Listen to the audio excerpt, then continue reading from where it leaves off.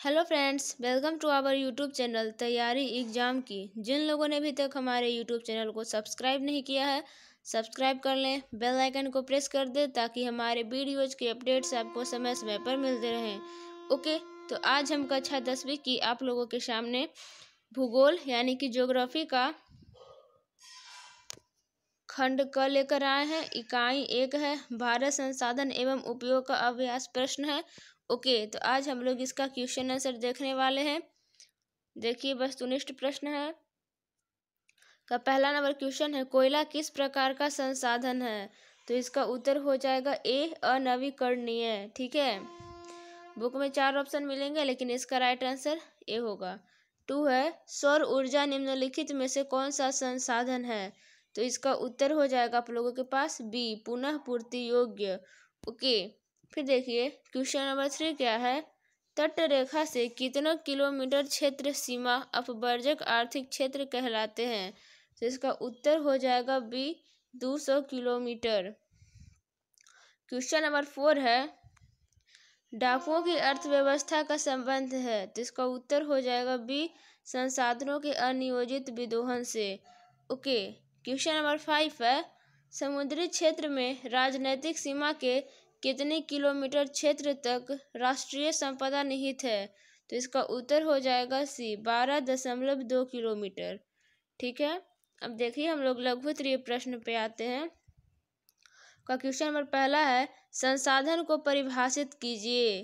तो इसका उत्तर हो जाएगा, मानवीय आवश्यकताओं को पूरा करने के लिए पृथ्वी पर के पाए जाने वाले सभी जीव जंतु वस्तुएं एवं पदार्थ संसाधन कहलाते हैं।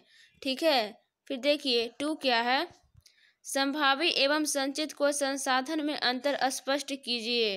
तो उत्तर है, संभावी एवं संचित को संसाधन में अंतर अग्रलिखित है। ओके, मेरा पेज यहाँ पे ख़त्म हो गया इसलिए हम लिखें अग्रलिखित है। अगर आपका इसके नीचे पेज बच रहा होगा तो लिखिएगा निम्नलिखित है।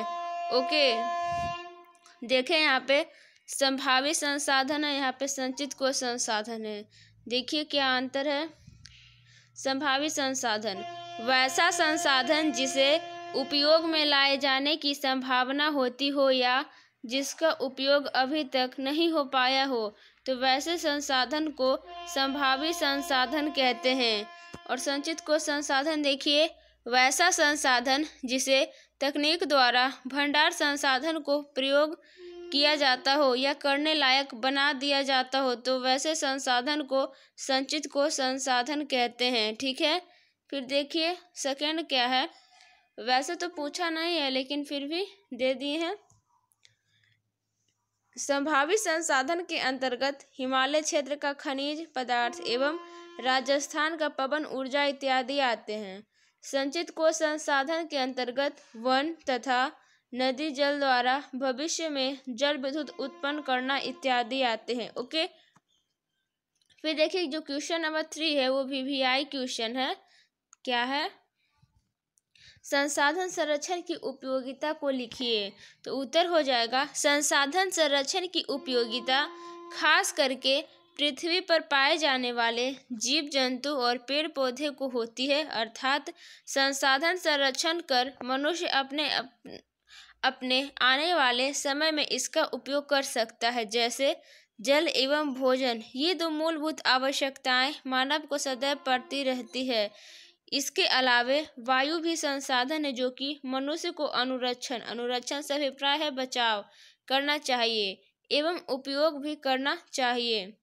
मनुष्य अपनी आवश्यकता को पूरा करने के लिए सुबह से शाम तक जल का उपयोग करता है एवं भोजन ग्रहण करता है, जिससे ऊर्जा मिलती है। वायु हमारे शरीर में प्रवेश करता है तो हम ऑक्सीजन को ग्रहण कर कार्बन डाइऑक्साइड का त्याग करते हैं, जिससे हमें स्वच्छ हवा या वायु की प्राप्ति होती है। फलतः संसाधन संरक्षण का उपयोग कर मानव अपने जीवन को सुखी और समृद्ध बनाया है। अतः हम यह कह सकते हैं कि संसाधनों का नियोजित एवं विवेकपूर्ण उपयोग ही संसाधन का संरक्षण कहलाता है। ठीक है, आंसर बिल्कुल ही सिंपल वे में है, आप लोग आराम से समझ सकते हैं और आप लोग भी क्रिएट करके लिख सकते हैं। क्वेश्चन नंबर 4 है जो कि VVI क्वेश्चन है। एग्जाम में आते रहता है क्वेश्चन। संसाधन निर्माण में तकनीक की क्या भूमिका है, स्पष्ट कीजिए। उत्तर हो जाएगा, जैसा कि हम जानते हैं कि संसाधन निर्माण में तकनीक की अहम भूमिका है। आज के आधुनिक युग में मनुष्य विवेक या अपने बुद्धि का इस्तेमाल कर कोई छोटा वस्तु से बड़ा वस्तु बना लिया करता है। ठीक है, सपोज डैट एक लकड़ी काट के लकड़ी के लिए एक पेड़ काट के लकड़ी तैयार किया जाता है और उस लकड़ी से खिड़की, केवाड़ी, दरवाजे, इस टाइप का बहुत सारे अलमारी बनता है ना। तो यही यहाँ पे कहने का अभिप्राय है। छोटा वस्तु से बड़ा वस्तु बना लिया करता है, तो वह संसाधन को अपने काम में लाकर उससे वे अपनी मूलभूत आवश्यकताओं को पूर्ति कर अपना जीवन यापन ठीक तरीके से कर पाता है। अतः हम यह समझते हैं कि संसाधन निर्माण में तकनीक की महत्वपूर्ण भूमिका या योगदान रहा है। ठीक है, योगदान के जगह पे भूमिका भी आप लोग लिख सकते हो। फिर देखिए आप लोग दीर्घोत्तरीय प्रश्न का क्वेश्चन नंबर पहला है, संसाधन के विकास में सतत विकास की अवधारणा की व्याख्या कीजिए। उत्तर हो जाएगा, संसाधन के विकास में सतत विकास की अवधारणा की व्याख्या निम्न है। संसाधन मनुष्य के जीविका का आधार है। जीवन की गुणवत्ता बनाए रखने के लिए संसाधनों के सतत विकास की अवधारणा अत्यावश्यक है।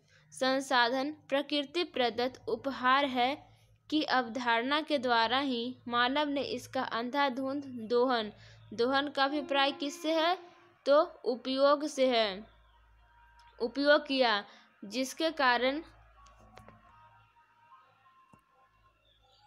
जिसके कारण पर्यावरणीय समस्याएं भी उत्पन्न हो गई है। आजकल ऐसा देखा गया है कि व्यक्ति के लालच लिप्सा ने संसाधनों का तीव्रतम दोहन कर संसाधनों के भंडार में चिंता करने वाला गिरावट ला दिया गया है। संसाधनों का नियोजित उपयोग होना आवश्यक है। इससे पर्यावरण को बिना क्षति पहुंचाए भविष्य की आवश्यकताओं के नज़र में वर्तमान विकास को कायम रखा जा सकता है। ऐसी धारणा ही सतत विकास कही जाती है। इसे वर्तमान विकास के साथ भविष्य भी सुरक्षित रह सकता है। ओके, अब देखिए यहाँ पे क्वेश्चन नंबर 2 क्या है। यहाँ पे आप लोगों के पास दीर्घोत्तरीय प्रश्न का, स्वामित्व के आधार पर संसाधन को विविध स्वरूपों का वर्णन कीजिए। ठीक है,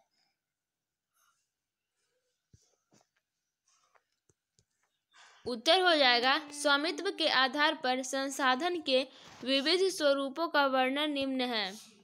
यहाँ पे है व्यक्तिगत संसाधन, किसे कहते हैं, ऐसे संसाधन जो किसी खास व्यक्ति के अधिकार क्षेत्र में होता है, जिसके बदले में वे सरकार को लगान भी चुकाते हैं, तो वैसे संसाधन व्यक्तिगत संसाधन कहलाता है। जैसे भूखंड, घर व अन्य जायदाद जिस पर लोगों का निजी स्वामित्व होता है। अब देखिए सामुदायिक संसाधन, ऐसे संसाधन किसी खास समुदाय के आधिपत्य में होता है, जिसका उपयोग समूह के लिए सुलभ होता है, यानी कि आसान होता है। ऐसे संसाधन सामुदायिक संसाधन कहलाता है। जैसे गांवों में चारण भूमि, शमशान, मंदिर, ये संसाधन समुदाय से संबंधित होते हैं, जो लोगों के लिए सर्व सुलभ होते हैं। ठीक है, फिर देखिए आगे है राष्ट्रीय संसाधन। राष्ट्रीय संसाधन क्या है, तो कानूनी तौर पर देश या राष्ट्र के अंतर्गत सभी उपलब्ध संसाधन राष्ट्रीय संसाधन है, यानी कि राष्ट्रीय है। ओके, देश की सरकार को वैधानिक हक है कि वे व्यक्तिगत संसाधनों